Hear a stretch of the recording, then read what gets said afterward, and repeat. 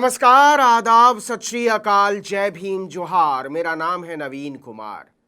आज हम इस लाइन से शुरुआत करने पर मजबूर हैं कि विनय कटियार जैसे किसी गुंडे मवाली की हिम्मत नहीं है कि अयोध्या से मुसलमानों को निकालकर बाहर कर दे या किसी को भी धार्मिक, जातीय या सांप्रदायिक पहचान की वजह से बाहर करे। भारत के हर नागरिक को देश में कहीं भी बसने का अधिकार कटियार जैसे किसी लफंगे ने नहीं दिया है, बाबा साहब के संविधान ने दिया है और उसकी तरफ आंख उठाने की औकात किसी की नहीं है। लेकिन एक बात तो है, इस देश में बाबा साहब के बनाए हुए संविधान को इस कदर कुचलने की, सोचने की भी हिम्मत आज तक किसी की नहीं हुई जिस तरह से नरेंद्र मोदी के नेतृत्व में भाजपा के दिग्गज नेता कुचल रहे हैं। कोई कैसे कह सकता है कि एक पूरे जिले में मुसलमानों को रहने का कोई अधिकार नहीं है? भाजपा के बहुत बड़े नेता विनय कटियार ने धमकाया है कि मुसलमानों को हम पूरे अयोध्या में कहीं नहीं रहने देंगे, उन्हें जल्दी से जल्दी अयोध्या छोड़ देना चाहिए। कहां जाएंगे? भाजपा के इस पूर्व सांसद ने कहा है कि पूरे अयोध्या में मुसलमानों को रहने का कोई अधिकार नहीं। यहाँ पर जो मुस्लिम लोग रह रहे हैं वो खारिज किए जा रहे हैं हमारी ओर से। वो होना चाहिए और वो होकर रहेगा। विनय कटियार ने सुप्रीम कोर्ट को चुनौती देते हुए कहा कि हम मुसलमानों को किसी भी कीमत पर अयोध्या से बाहर निकालेंगे। मुसलमानों का अयोध्या से कोई लेना देना नहीं होना चाहिए। उन्हें जिला खाली करके सरयू नदी के पार चले जाना चाहिए। इसके बाद हम दिवाली मनाएंगे। कायदा क्या कहता है? कानून क्या कहता है? संविधान क्या कहता है कि विनय कटियार को फौरन देशद्रोह के आरोप में जेल में डाला जाना चाहिए?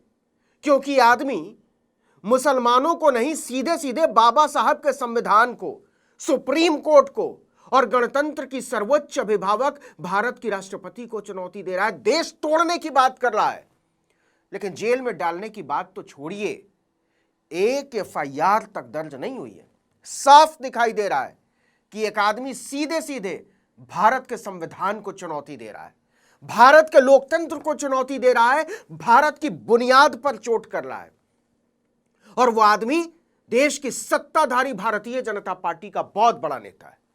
तो क्या भारतीय जनता पार्टी भी बाबा साहब के संविधान के हमलावर के साथ खुलकर खड़ी है?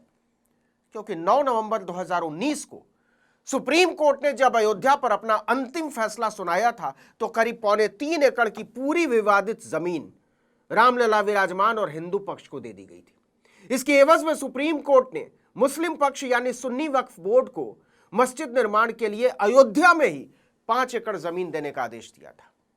जमीन देने की जिम्मेदारी उत्तर प्रदेश की सरकार पर डाली गई। बाद में योगी आदित्यनाथ की सरकार ने अयोध्या जिले की सोहावल तहसील के धन्नीपुर गांव में 5 एकड़ जमीन आवंटित की। मस्जिद और दूसरे ढांचों के निर्माण के लिए वक्फ बोर्ड ने एक ट्रस्ट बनाया, Indo Islamic cultural foundation IICF। लेकिन अलग अलग कारणों से इस जमीन पर आज तक निर्माण कार्य शुरू नहीं हुआ, क्योंकि IICF ने मस्जिद की जो योजना पेश की उसे अयोध्या विकास प्राधिकरण ने अस्वीकृत कर दिया। बहाना बनाया कि कई विभागों से नो ऑब्जेक्शन सर्टिफिकेट यानी NOC और दूसरी स्वीकृतियां नहीं मिली। जैसे फायर विभाग ने कहा कि प्रस्तावित मस्जिद और दूसरी इमारतों के लिए पहुंच मार्ग कम चौड़ा है, सड़क कम चौड़ी है। साफ समझ में आता है कि किस तरह से मस्जिद और दूसरे निर्माणों में अड़ंगा लगाया जा रहा है, जबकि यह कोई एहसान नहीं है, सुप्रीम कोर्ट का आदेश है। और इस आदेश के जरिए उम्मीद की गई थी कि अयोध्या में हिंदू और मुसलमान का झगड़ा हमेशा हमेशा के लिए सुलझा लिया गया है। लेकिन ऐसा हुआ नहीं। कपड़ों से पहचान कर लेने की पारखी नजर रखने वाले देश के प्रधानमंत्री नरेंद्र मोदी को अब बता देना चाहिए कि मुसलमान इस देश में कहां कहां बस सकते हैं, कहां कहां नौकरी कर सकते हैं, कहां कहां कारोबार कर सकते हैं और कहां कहां नमाज पढ़ सकते हैं। क्योंकि एक तरफ विनय कटियार ने खुली धमकी दी है कि हम पूरी अयोध्या में किसी मुसलमान को रहने नहीं देंगे, बसने नहीं देंगे, कोई मस्जिद बनने नहीं देंगे, नमाज पढ़ने नहीं देंगे।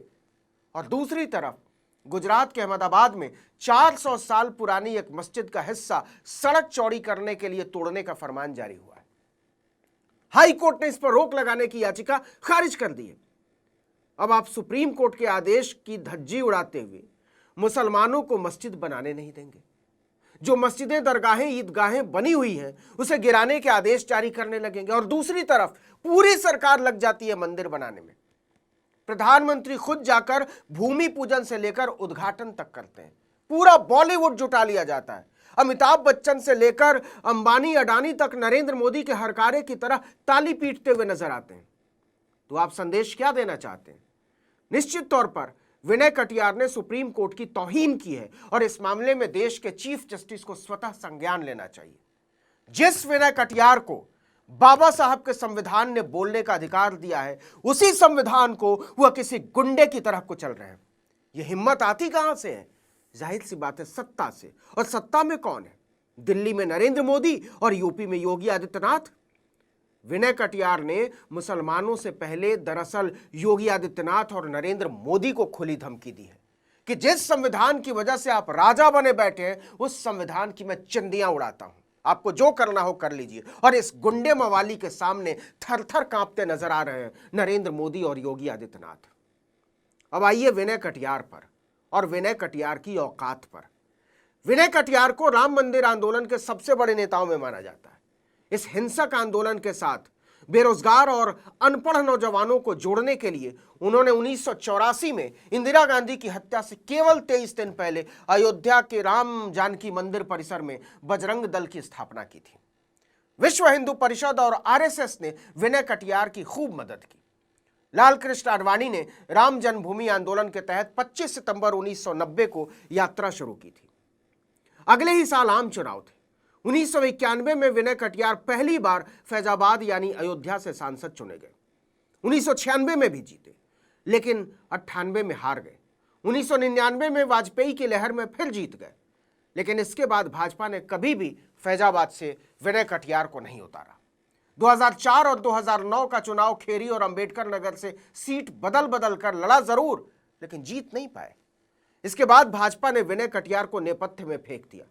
2012 में पार्टी ने राज्यसभा जरूर भेजा, लेकिन कभी भी पार्टी में तवज्जो नहीं दी। और 2014 में जब नरेंद्र मोदी सत्ता में आए तो सबसे पहले जिन नेताओं को ठिकाने लगाया उनमें विनय कटियार का नाम सबसे ऊपर था। सच कहें तो राम मंदिर निर्माण के कार्यक्रम से उन तमाम नेताओं को श्रेय देने में मोदी ने बुरी तरह से काट कर फेंक दिया जो इस आंदोलन के सबसे बड़े शिल्पी रहे। वो चाहे लाल कृष्ण आडवाणी रहे हों, मुरली मनोहर जोशी, विनय कटियार, उमा भारती या साध्वी ऋतंभरा। भूमि पूजन कार्यक्रम में न आडवाणी मौजूद थे, न जोशी, न कटियार। इनमें से किसी की सलाह तक नहीं ली गई मंदिर निर्माण में। अब दूध की मक्खी की तरह राम मंदिर निर्माण से निकालकर फेंक दिए गए विनय कटियार किसी गुंडे मवाली की तरह चीख रहे हैं कि मुसलमानों को अयोध्या में रहने नहीं देंगे। औकात नहीं है विनय कटियार की, हैसियत नहीं है, यह गुंडागिरी है, यह लफंगापन है।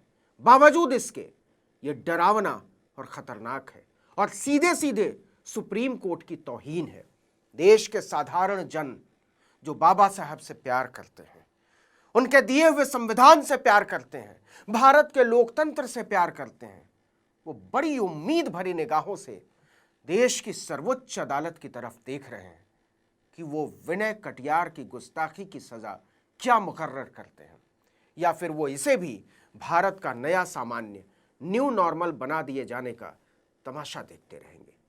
इस वीडियो में इतना ही, लेकिन अगर आपने आर्टिकल 19 इंडिया को अब तक सब्सक्राइब नहीं किया है तो फौरन कर लीजिए। बेल आइकॉन दबाइए, घंटी जैसी आकृति लाइक कीजिए और कमेंट करके बताइए हमारा वीडियो आपको कैसा लगा। हमारा ट्विटर हैंडल है article19_India और मेरा ट्विटर हैंडल है नवीन जर्नलिस्ट। नमस्कार।